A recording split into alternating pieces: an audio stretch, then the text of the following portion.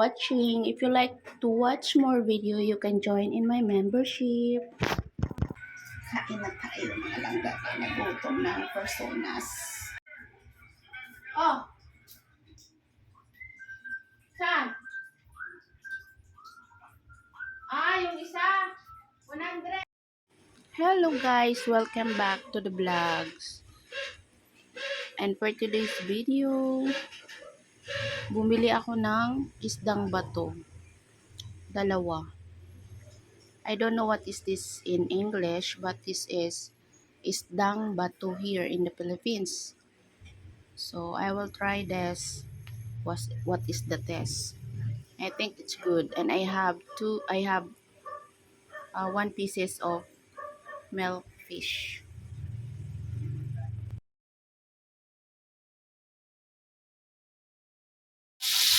Oh, wow!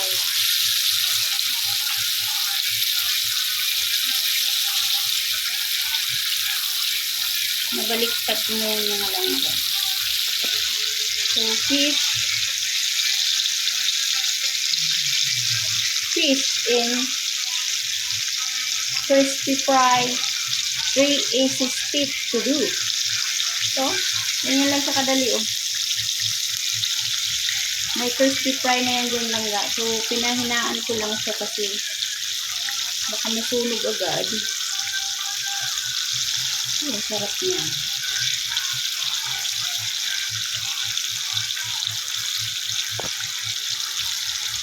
Fish with crispy fry. And I have rice here. Wow.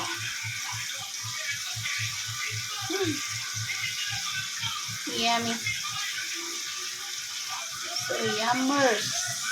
So yummy. Yun lang.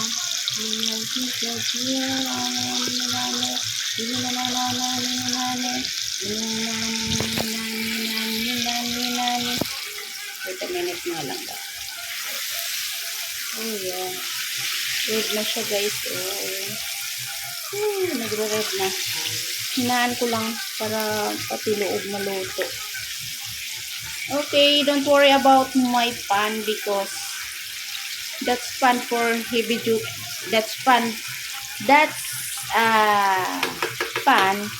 is used if I use that only for a fried, like this deep fried. So I cannot use the pan, the other pan. So this is heavy duty pan. So, ooh, wow. Ooh, look at that. Okay.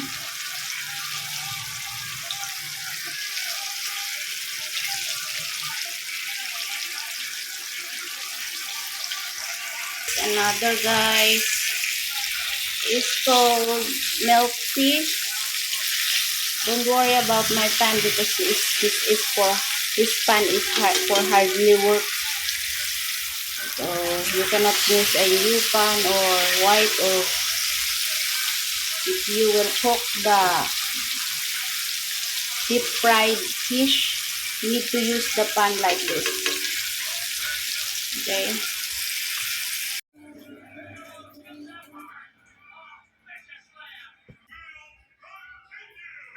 Meron tayong doon.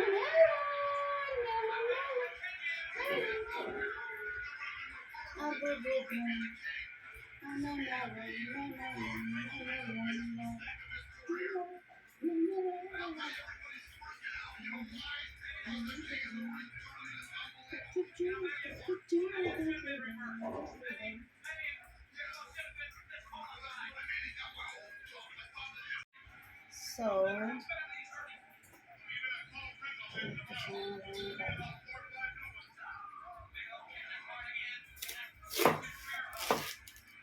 naghahanap ako ng malaki siya talaga.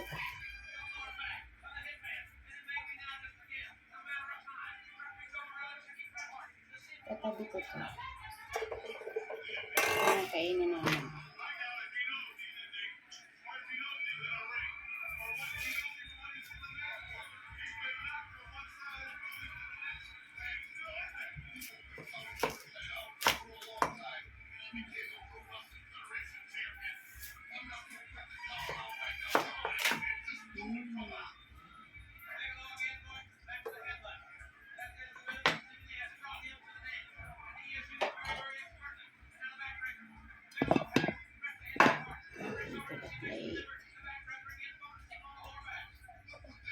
This time like that siya.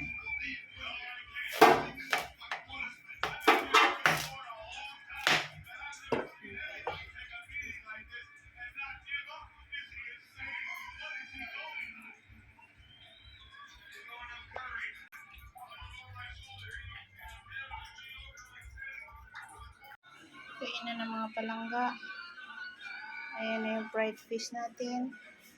And my rice. Okay.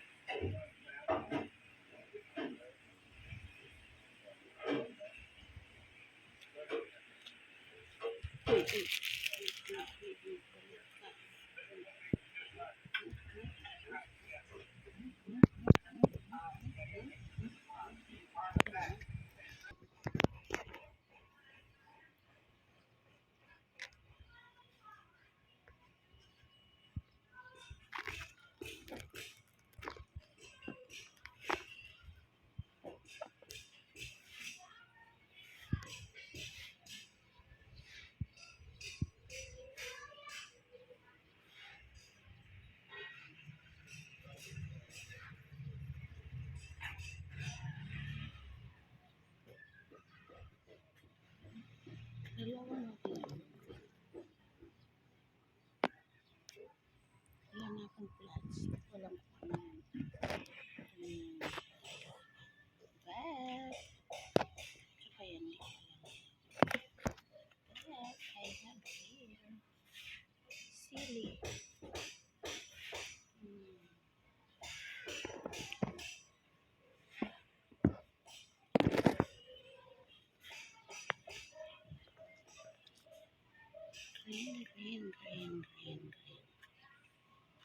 Green talaga ito sa